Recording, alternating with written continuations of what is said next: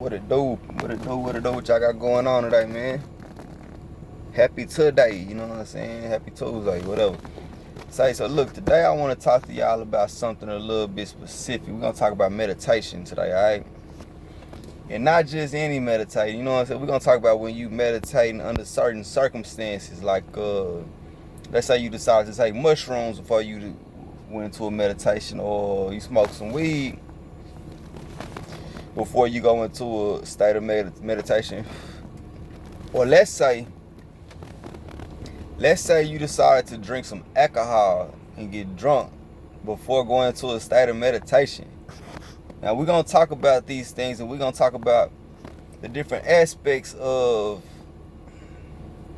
psychologically inducing one's mind to alternate states of consciousness during meditation. Alright, so let's start off with the mushrooms. Now, first and foremost, I want to let y'all know, mushrooms in meditation can be a great thing, alright, because from my personal experience with mushrooms, you know, I feel like my third eye open. I don't feel like it. I know my third eye is always open. It might shut sometime, but it open back up. It open when it needs to be. Alright, so mushrooms is one of them things that can help raise your level of consciousness, open your third eye, help you to understand different perspectives of things at times. But when you go into that meditation, though, you already doing something that can help raise your states of consciousness as well, right? So what you just might experience during meditation on mushrooms, you might see aliens. You might see the eyes of some aliens. And you might have vivid hallucinations, right? And I'm not speaking on like hallucination like something that's showing up in front of your visual, but more of a imagery coming from your very own mind. You know what I'm saying? You might see that vividly. You're gonna see that vividly. You might start going up and see. Look, so we in the third dimension, right? You know, we climbing to the fifth dimension, sixth dimension, seventh dimension, 10th dimension, 12th dimension, right?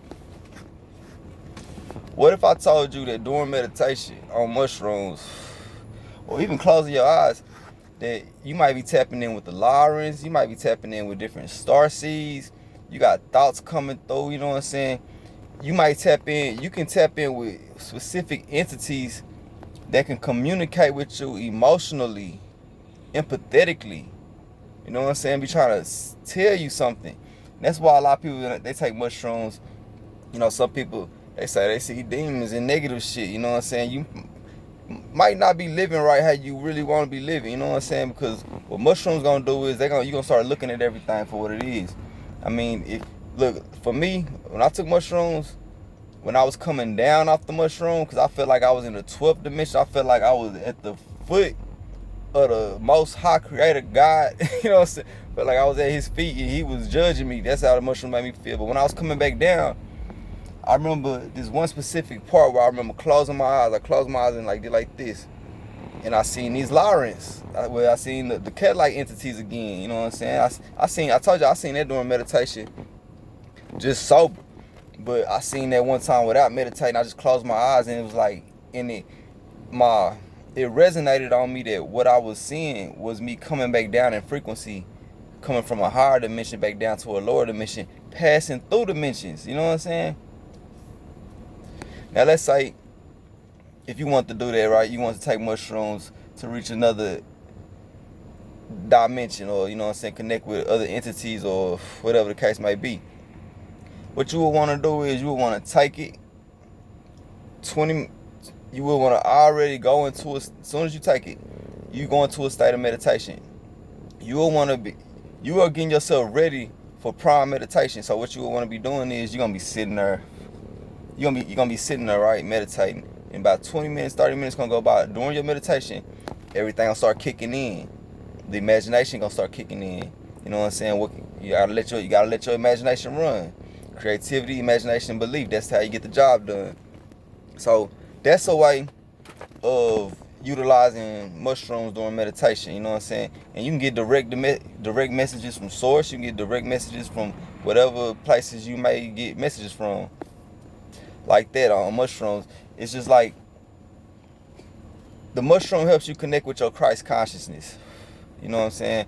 And the Christ consciousness being a beacon or an antenna to connect with other entities out there, or other life forms, you know, higher thought forms, higher self, reality. So let's go into the next one, marijuana. Marijuana and meditation. I'm going to say that you better off meditating in a sober state of being than meditating on marijuana. Marijuana is this right here, smoking weed, is a meditation of its own. You could just sit back, chill, smoke some weed, think. You can do that in silence. That's a form of meditation on its own. You could. So I wouldn't necessarily say go smoke some weed and then after you get through smoking weed, go meditate. I don't think that's gonna help your process. Now, if you want to smoke weed during meditation, while you're meditating with your eyes closed and you got the blunt lit up and you know what I'm saying, you hitting it every once in a while during meditation, you can do it like that. But the only thing about that is when you go into meditation, you want to be, I would want to say, you want to complete as much stillness as possible. The only movement that you want to create is probably from your eyes moving up under your eyelids, or the breath coming in and out of your body, or whatever hand signs you use, you know, during meditation. I always let whatever resonate, whatever come to me, I let that be the guide. I wouldn't necessarily say go look in the eye of these different ones. If this come to you, do that. You know what I'm saying? This come to you, do that. This come to you, do that. This come to you, do that. This come to you, do that. If this come to you, do that. It's so many of them. Just what resonates. If this comes to you, do that. You know what I'm saying? Like, you want to feel that energy between you. Like, you can do all these different things, but marijuana, that's why I say it's better to do it in a sober state of being than doing it on, because you can reach higher levels sober because of your technological, biological system that you reside in. You know what I'm saying? It has its own natural approach at getting things done.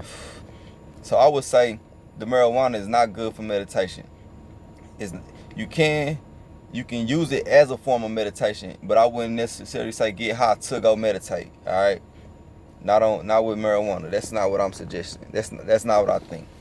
Now, lastly, we're gonna talk about alcohol. That alcohol, right? Drinking. Now, first of all, you need to know that it's only two times you should be. It's only one time when you really should be getting drunk or drinking alcohol, and that's when you happy, when you in joyful mood. If you're in a bad mood, you should not be going to get no drinks. It's bringing you down. It's bringing you down. But see, when you enjoy, you can lift your spirits with the alcohol, because that's what alcohol is. It's spirits, right? But I'm gonna say this: when it comes to meditating, you do not want to be drunk on alcohol during meditation. You do not want to be drunk, because what's gonna happen is what you're gonna experience is a pull, and it's gonna drain you. It's gonna drain your body, because you're gonna try to see. When you meditate, you tapping into your astral body as well. You know what I'm saying? Your aura. Now, but when you drink alcohol, that lowers your frequency to the point. I mean, not necessarily saying lowering your frequency, but it lowers you to a level of where you more emotional. You know what I'm saying? You're more subjective to doing shit that you wouldn't normally do. So if you try to go meditate while you drunk, you're going to feel the whole weight of the earth on you. You know what I'm saying? It's going to be pulling you down, because your astral body is trying to lift you up, lift you out of your physical body. But it's going to be a hold on you, and it's going to be pulling you down, and it's going to be taking something away from you. You know what I'm saying? And you don't want to leave yourself open for the wrong kind of entities to come in, because alcohol and spirits already run. I'm telling you, you can already do that. You just drinking alone, when you letting in negative emotions or anything like that, can cause, or going around, like, you know, clubs and around certain environments where all these different frequencies of beings of people be around, you can take a possession of an entity, you know what I'm saying, a negative entity, just from drinking the alcohol if you're not doing it the right way. And I'm telling y'all that it's like be joyful when you drink. It's like that's in the Bible. You know what I'm saying? Basic instructions before leaving Earth. You know what I'm saying? The Bible, the books of the prophets. You know what I'm saying? It says it in there. So that's what I'm telling you are the reasons why you shouldn't smoke weed, drink alcohol, and if you do decide to be on mushrooms, you know, they got other plants out there too, other things is LSD, all that kind of, a lot of these things I wouldn't recommend doing. Meditating. When it comes to meditation, this is something you want to do in your sober state of being, if you can, as sober as possible, clear-minded, or you can help use it to create a clear mind as well. You also want to make sure you clean up around you before you step. You want your body to be clean, you want your surroundings to be clean, and you want your mind to be as clean as possible. This is intention. You know what I'm saying? When you bring intention, it manifests. You know what I'm saying? So what you plan on doing, see, it's like step for step. Intention. Bow, meditation. Intention coming from the meditation. You see what I'm saying? Focus. Breath working. Things of that nature. So that's how you want to meditate. If you plan on meditating Indian style or sitting down and doing it like that, or even laying down straight on your back. Like, alright, so Indian style meditation, I would say that's the best style of meditation. Sitting down in a chair meditation, that's the best way to be the most comfortable, so you can receive. Yeah. Now laying down on your back style meditation, I say that that's the best meditation for astral projection and allowing your astral body to leave your physical body. I'm flat down on the ground, you know what I'm saying? And see, we don't even do stuff like that. Like, we won't even come outside and lay down in the grass at nighttime and just look up at the stars. I bet the fuck not. There might be some bugs down there, somebody crawling my earth. You know what I'm saying? But these are things that we should be doing. Knowledge of self is key, you know what I'm saying? KOS, knowledge of self. The K, the O, and the S, that's us, chaos. You feel me? Chaos, cause chaos to bring order. Knowledge of self equals chaos. You feel me? That's the K. The knowledge of self will bring the order into your life. Chaos brings order. So this is just a little bit of knowledge of self, you know what I'm saying?